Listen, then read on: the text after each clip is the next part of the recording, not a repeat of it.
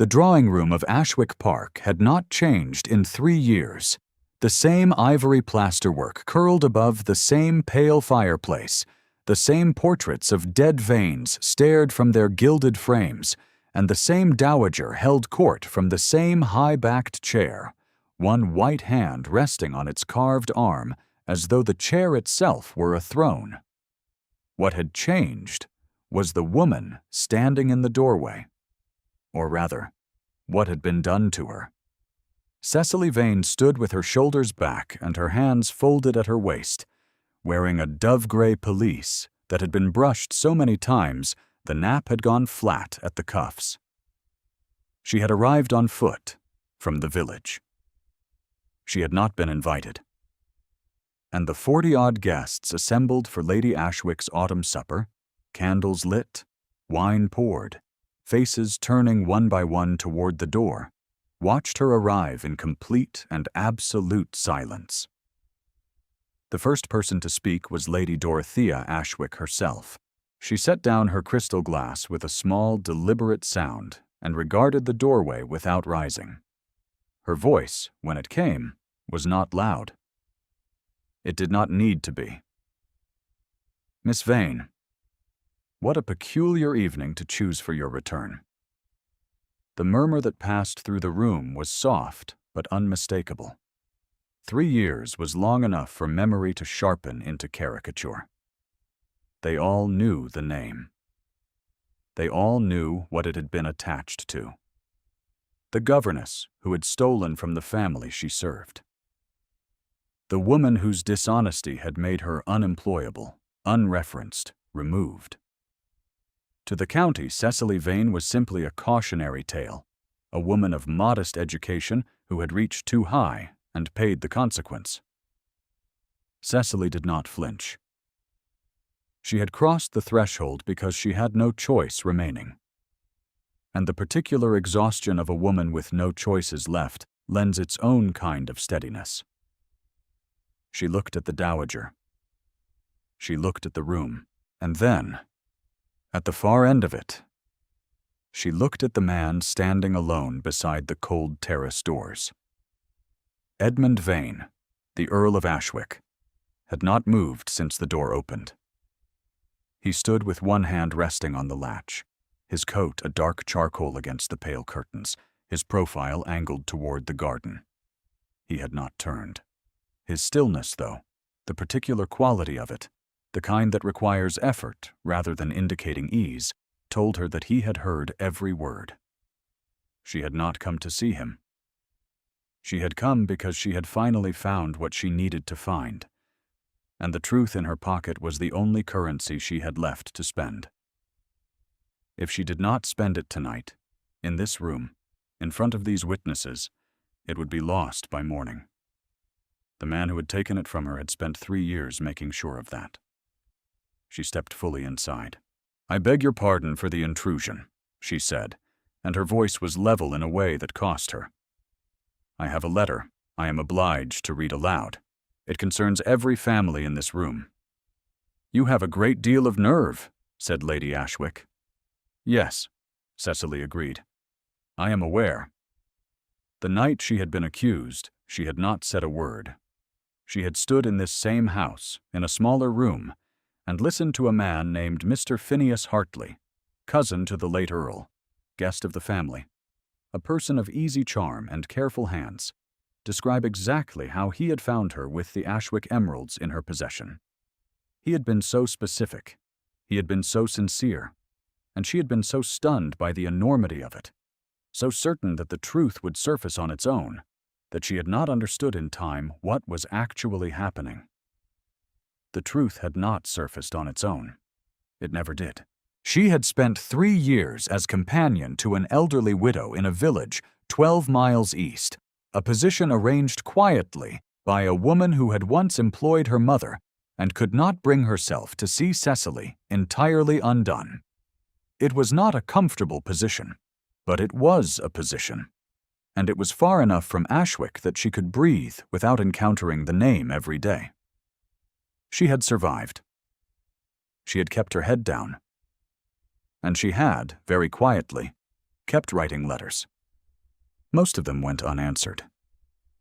A few did not. If you ever want to know what Phineas Hartley did with what he took from Lady Ashwick, one letter had read, you might ask the jeweler in Farwell Street. He sold them in pieces. He was afraid to sell them whole. A name signed below, and a postscript. I watched him from the window of the coach. I have always been sorry I said nothing sooner. Your friend from the house, Anne Pritchard, formerly housemaid. Cecily had read that letter 17 times before she understood it fully. Then she had written to the jeweler herself, and then to a solicitor in Bath who had been recommended to her by the widow's niece, and the solicitor had written back to say that the pieces could be traced, that the record of the sale could be certified, and that if she wished to pursue the matter formally, she had what she needed to do it. She had written to Edmund Vane directly, once, early in that 3rd year. He had not replied. She did not know if the letter had reached him. She did not know, even now, what he believed.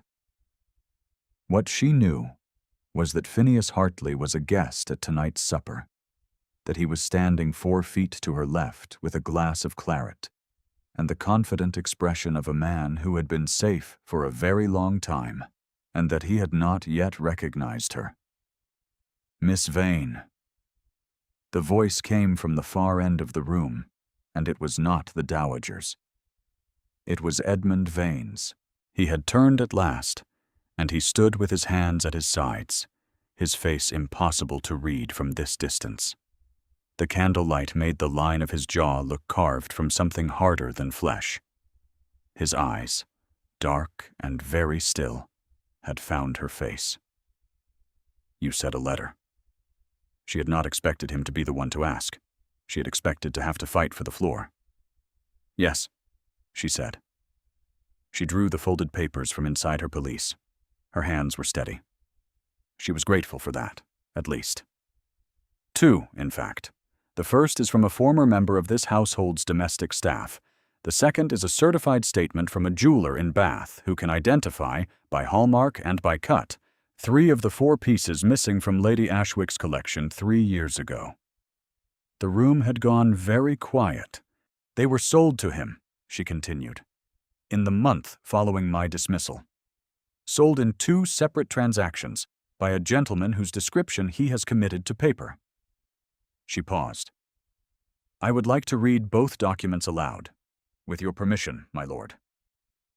The permission she was asking for was the Earl's. She was looking at him when she asked it. He had not moved. Not toward her. Not away. He stood in that perfectly disciplined stillness and looked at her across the length of the room, and she could not determine what it meant. And she forced herself to hold his gaze because she could not afford to look away.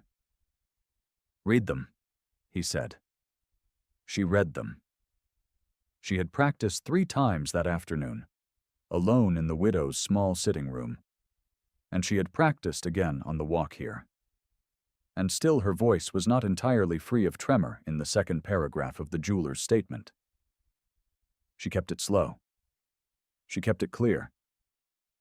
She had not come all this way to be inaudible. When she finished, the room was still silent. Phineas Hartley had set down his glass.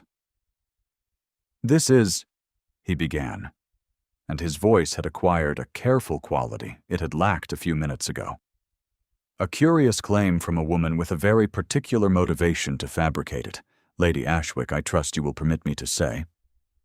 I think, said the dowager, and her voice was not soft now, that I would very much like to hear what you have to say about the jeweler's description.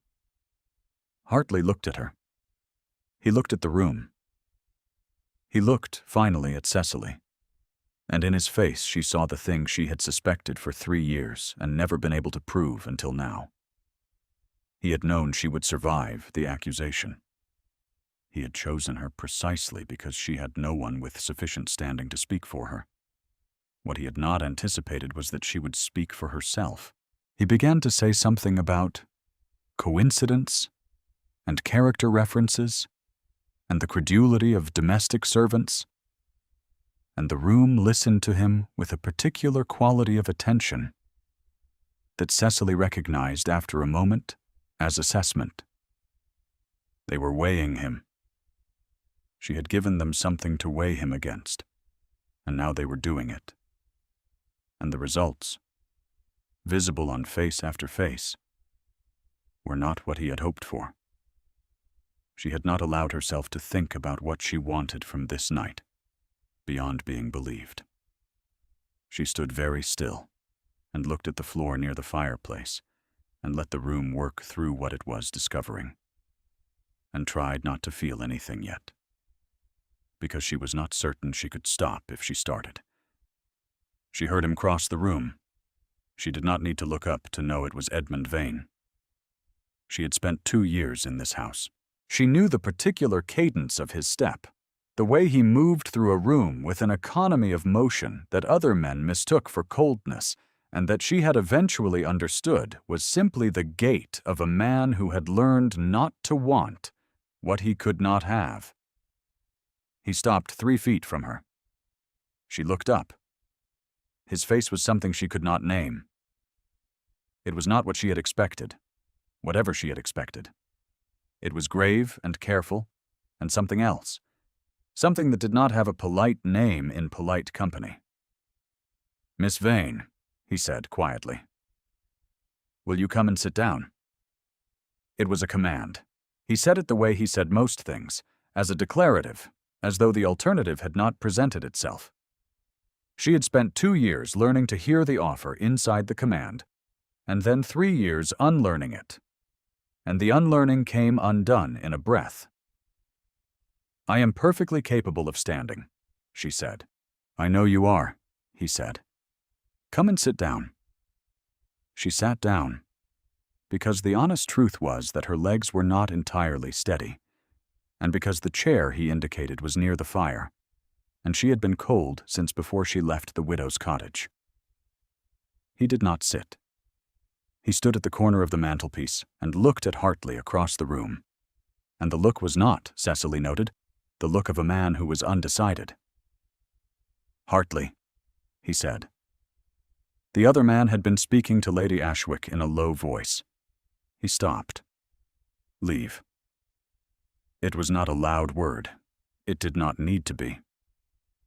There were very few men in England who could say one syllable in a drawing room full of witnesses and produce that particular quality of silence, and Edmund Vane was one of them. Phineas Hartley understood, from the way the room's attention shifted, that he had been dismissed from more than a supper party. He set down his second glass. He retrieved his coat from a footman in the hall. And then he left. No one said anything for a moment. Then a gentleman near the window said something in a low voice to his companion, and his companion nodded, and the room exhaled, and the supper resumed, cautiously at first, and then with more warmth, as though the whole gathering were a fire that had been banked and was now coming back to itself.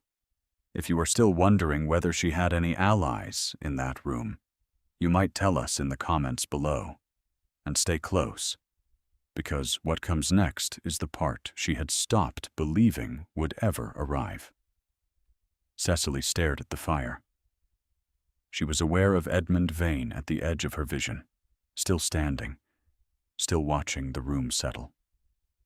She was aware of the heat at her ankles, and the fact that she had not eaten since morning. She was aware, distantly, that she was trembling slightly, the kind of trembling that only starts when the crisis is past and the body finally permits itself to notice what it has been through. A cup appeared beside her hand. Tea, in a blue and white cup, from the supper table. She looked up.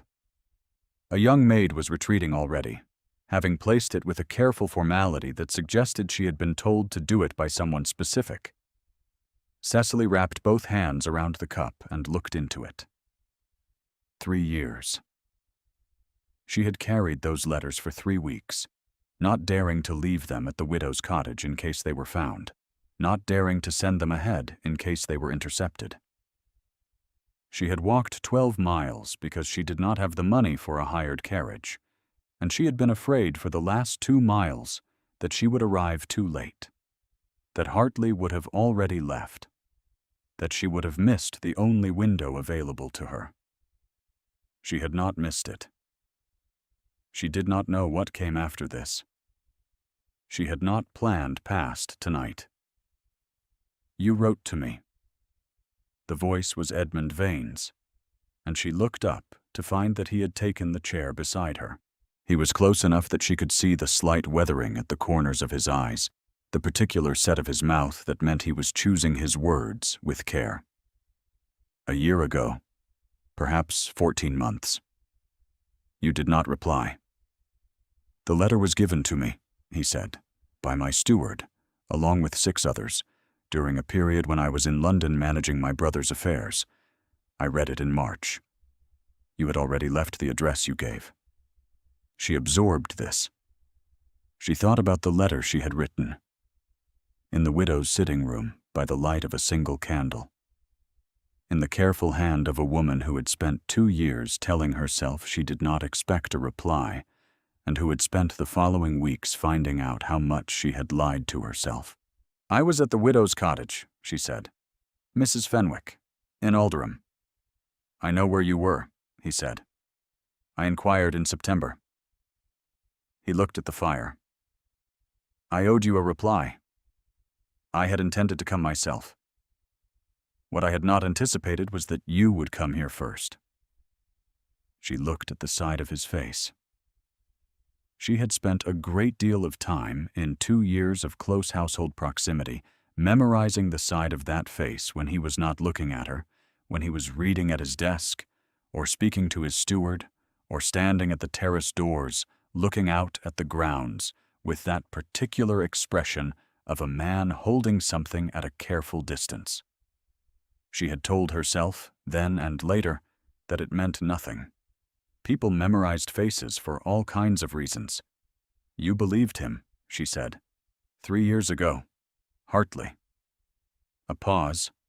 Honest and weighed. "I believed what was placed in front of me," he said. "I did not look for what was not." His jaw tightened slightly. "That is not the same thing as believing him. It is perhaps worse." She had imagined this moment many times. In most versions of it, she had said something cutting, or cold, or at least dignified. She had imagined herself not needing anything from him at all, arriving with her documents and her evidence and her recovered name and requiring nothing beyond the witnessing. The fire was warm. Her hands had stopped trembling. She thought about the walk home, 12 miles in the dark, and whether the widow would still be awake. "You cannot walk back to Alderham tonight," he said, which was either a notable coincidence or the result of him watching her face with more attention than she had given him credit for. "I had not intended to walk. I thought I might wait for morning and hire a cart from the village." "You will stay here," he said. "I cannot stay here." "I am asking you to," he said. And there was something different in it this time. A difference in the weight he put on the word asking. A slight roughness that had not been there before. He turned from the fire and looked at her directly, and she saw what she had seen across the room earlier and had been unable to name. "There are things I should have said 3 years ago that I did not say. I would prefer to say them when you have eaten, and are not about to fall asleep sitting up." Her pulse moved in a way she had not given it permission to. "The Dowager will have an opinion about that," she said. He said, "The Dowager may have as many opinions as she likes." Across the room, Lady Ashwick sat in her high-backed chair with the expression of a woman making a series of rapid calculations. She was not, Cecily noted, a cartoonishly cruel woman. She was a woman whose world had operated on a particular set of assumptions for a very long time, and those assumptions were being revised in real time, and the revision was not comfortable, and she was doing the best she could with it. One could see her doing it on her face. She was also, Cecily thought, a woman whose emeralds had been stolen, and who had just discovered that she had dismissed the wrong person, and who was sitting with that knowledge in front of 40 witnesses, with nowhere to put it, but into a very stiff posture and a very careful expression. The evening continued. Food was brought. Cecily, who had not intended to remain, found herself at a supper table she had cleared 1,000 times from the other side, seated between a widow from Kendal and a gentleman farmer from the next valley, neither of whom knew her name and both of whom treated her with ordinary courtesy. She ate slowly because she was hungry enough to make haste inadvisable. She drank 1 glass of wine. Edmund Vane sat 3 seats away and made conversation with the woman beside him, and did not look at Cecily above twice. She was aware of both times, and of the gap between them, and of the room's awareness that the gap meant something. After supper, in the drawing room again, the widow from Kendal made a point of sitting beside Cecily with the deliberate warmth of a woman who had formed an opinion and intended to demonstrate it. A gentleman she recognized as one of the local magistrates made his way across the room and spoke with her for several minutes about the matter of the certified statement, asking careful and specific questions and nodding with the methodical gravity of a man who was already deciding what to do next. It was the magistrate, not the Earl, who said first, "The thing will need to be formally entered, of course, but I see no impediment to a full restoration of your character, Miss Vane. None at all." She thanked him. She did it quietly and without any demonstration, because she did not trust herself to demonstrate anything just yet. Lady Ashwick spoke to her once, near 10 o'clock, when the room had thinned, and the fire had died to embers, and most of the guests had called for their carriages. The dowager came to stand beside the fireplace, where Cecily was standing alone, and they looked at the grate together for a moment, without speaking. "I was wrong," said Lady Ashwick finally. She said it with the precision of a woman who does not say such things lightly, and has chosen the minimum number of words that will serve. It was not an apology exactly, but it was something. And it was real. And Cecily could see that it had cost her something to say it. "Yes," Cecily said. "You were." A pause. "Hartley was a guest of my late husband," the dowager said. "I trusted him because Henry trusted him." She turned her head and looked at Cecily with an expression that was not quite either of the things Cecily had expected. It was something closer to a kind of bare self-recognition. "I did not inquire." "No," said Cecily. "You did not." Another pause. Longer. "You had a great deal of nerve," said Lady Ashwick, "walking through that door tonight." "I know," said Cecily. "I have had to develop some." Something passed across the dowager's face. Not amusement precisely, but the ancestor of it. The shape left after something like amusement had passed through and gone. She turned back to the fire. "You will want to speak with Ashwick," she said, and her voice had gone careful, the voice of a woman navigating between what she would have preferred and what she had understood the night to mean. "He has been." She stopped. "He has been different," she said, which was not quite what she had started to say, and was more than Cecily had expected from her. "Since the summer." She left Cecily alone at the fire. Edmund Vane appeared at her elbow at 10:30, when the last carriage had gone and the candles had been snuffed in the hallway, and the house had settled into the particular late-night quiet of a place that has held people all evening and is now breathing out. "I owe you a full account," he said. "Tomorrow," she said, because she was very tired, and because she was afraid that if she heard it tonight, she would not be equal to it. He looked at her. She could feel him looking, the careful quality of it, the way it was not careless and had never been careless. "Tomorrow," he agreed. A footman showed her to a room on the east side of the house, a room she had never been in before, which had a fire laid and curtains that kept out the wind, and a bed with blankets enough for the season. She lay down still wearing her pelisse, because she was cold, and because the warmth was too immediate to waste on formality. And she looked at the ceiling of Ashwick Park, and she thought about tomorrow. Tomorrow, she supposed, was a thing she had earned.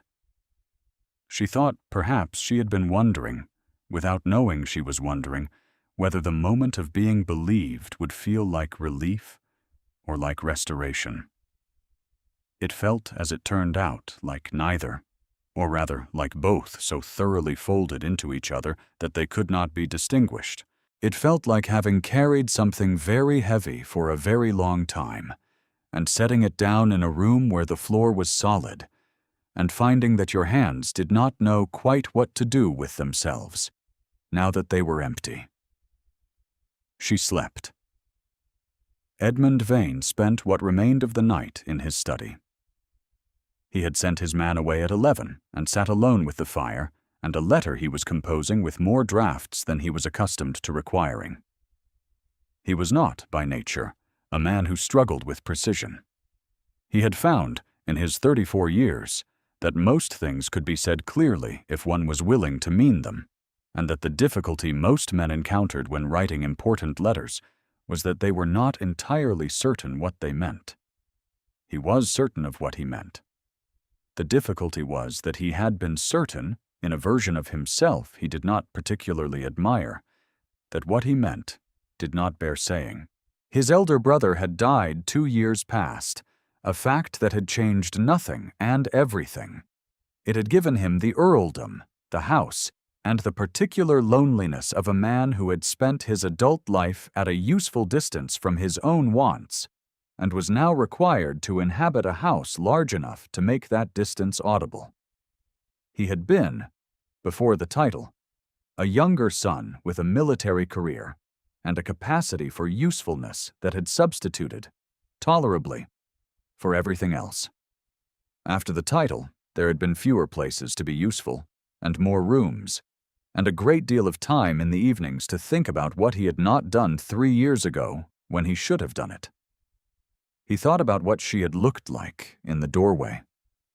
He thought about the steadiness of her voice, the careful quality of a woman who had been steady for so long that it had become a structural feature rather than an effort. He thought about the cost of it, the long, uncompensated cost of 3 years' steadiness, with no one to see it but herself. He finished the letter at 2:30. He folded it and set it on his desk. He did not seal it, because she would read it in the morning, before he could give it to her, and he would want to read it again first. And there was probably no need for a letter when they were both in the same house. He was, he recognized, stalling. He had been stalling for 3 years. He had been stalling for considerably longer than that. She found him in the library the following morning, which was where she had, in an earlier life, learned to look for him. He was at his desk with a letter in his hand, and he looked up when she came in, and he set the letter face down. "Tea," he said, which was an instruction to no one in particular, and also an indication that he had heard her arrive in the hallway. A tray appeared shortly after, brought by the young maid from the previous evening, and they sat across from each other at the library table with the morning light coming in from the gardens and the tea between them, and he told her. He told her about the letter, and the delay, and September, and the inquiry he had made in Alderham. He told her that he had spoken to 2 of his former household staff in the summer, independently, and that both accounts had matched in ways that could not be reasonably attributed to coincidence. He told her that he had been in the process of consulting the same solicitor in Bath when she had appeared in his drawing room the night before. He told her all of this in the same level, precise voice he used for most things, and his face was very still throughout, and she listened to all of it without speaking, because she had spent a long time learning to hear what he did not say inside what he said. What he did not say was that he had been afraid, that the inquiries in the summer had produced in him a particular kind of dread, the dread of a man who has found out that an error he made was worse than he thought, and that the thing he had failed to protect was more valuable than he had permitted himself to know. He did not say any of that. He said the rest, which was considerable. When he finished, she said, "You were going to come to Alderham?" "Yes." "Before I arrived last night?" "Yes." She looked at the tea. "When?" A pause, the honest kind. "When I had determined what to say to you," he said. "I have not always been quick about that." She thought about the 2 years she had spent in this house, moving through it with the invisibility that servants acquire after the household has adjusted to them, and about the particular quality of his attention in those 2 years, which she had understood at the time as courtesy, and had spent the subsequent 3 years revising into something she did not have a name for, that did not embarrass her. She looked at him. "What did you determine to say?" she asked. He looked at the window. He looked at the table. He looked at her. "That I knew what you were before any of this," he said, "and that I chose not to act on that knowledge, because you were employed in my household, and the difference in our positions made it inappropriate, and because I thought there would be time, later, when the circumstances were different, and I was wrong about that." He stopped. "That is the part I have been least able to account for. Not the failure of last year, when I read too late. The failure of the year before, when I had something I should have named, and did not name it." He looked at her steadily. "I do not want to make that error again." Her heart was doing something she had not given it permission to do. She was aware of the precise distance between them, of the way the morning light fell across his hands on the table, of the fact that she had walked 12 miles last night and had not slept enough and was sitting in the library of a house she had been cast out of. And the man across from her was looking at her with an expression that would have been easier if it were not so unguarded. "What are you naming?" she said very quietly.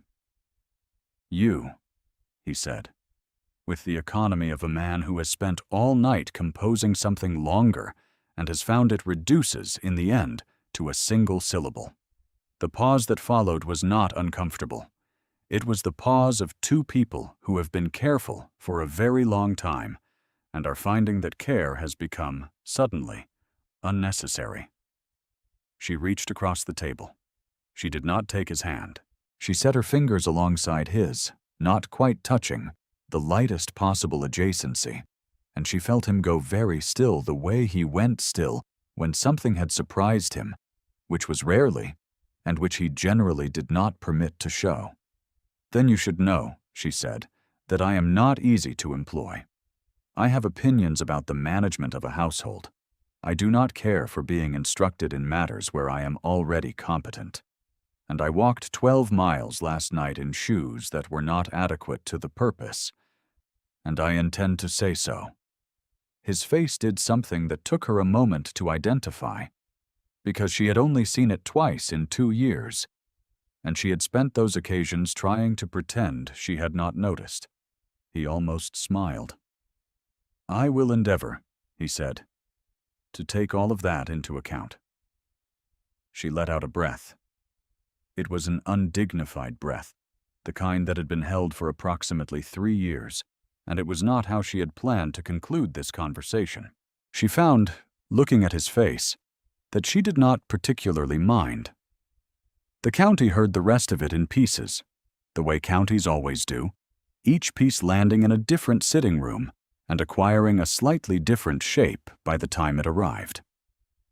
What was agreed upon, across all the versions, was that the magistrate's formal inquiry had been expeditious, that the solicitor's certified documents had been sufficient, and that Phineas Hartley had departed the county in some haste before the new year, without forwarding his address. What was also agreed upon, though in rather more careful language, was that the Earl of Ashwick had called upon Miss Cecily Vane at Mrs. Fenwick's cottage in Alderham in the second week of November, and had remained for considerably longer than a courtesy call required, and had left with her formal permission to call again. Lady Dorothea Ashwick made no public comment. In private, she made exactly one, to her particular friend, Lady Carew, over tea at the end of November, when the first snow of the season had come down, and the roads were too poor for anyone to be calling on anyone anyway. "She is not who I would have chosen," said Lady Ashwick. Lady Carew waited. "She is," said the Dowager, and her voice was measured, with the precision of a woman completing a sentence she has been composing for some weeks. "Exactly what he would have chosen, if I had looked." She lifted her cup. I did not look. It was not the end of the matter, formally. Matters of this kind are not concluded in drawing rooms or over tea, but in solicitors' offices, in certified documents, in the slow procedural restoration that the law provides, with no particular urgency. All of that came in time, which is when such things always come. What came first, on a cold December morning when the grounds of Ashwick Park were frozen solid and the library fire had been burning since 6, was a small ceremony that was neither public nor particularly formal, attended by Edmund Vane's steward, the local vicar, and Mrs. Fenwick herself, who had hired a cart and arrived looking as though she had been preparing for this for some time.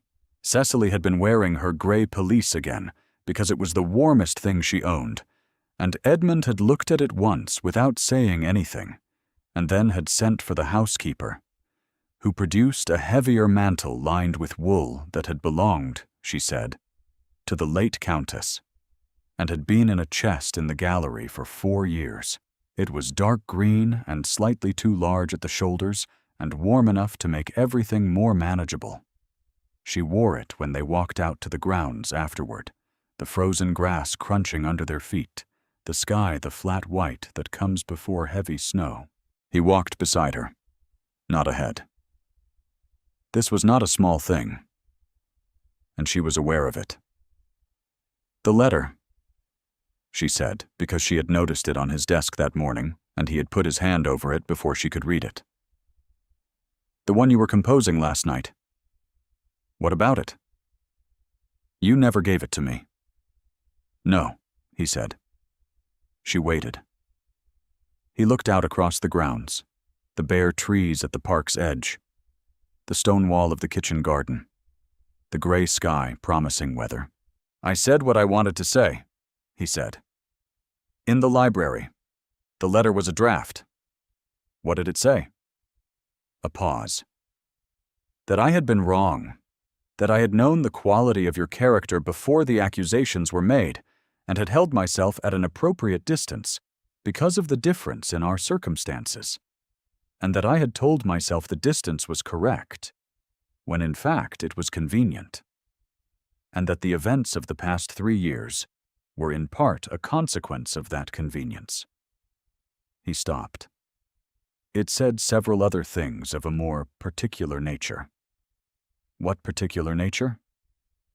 He looked at her sidelong, the winter light on the line of his jaw, the patience of a man who has waited long enough that a little more does not trouble him.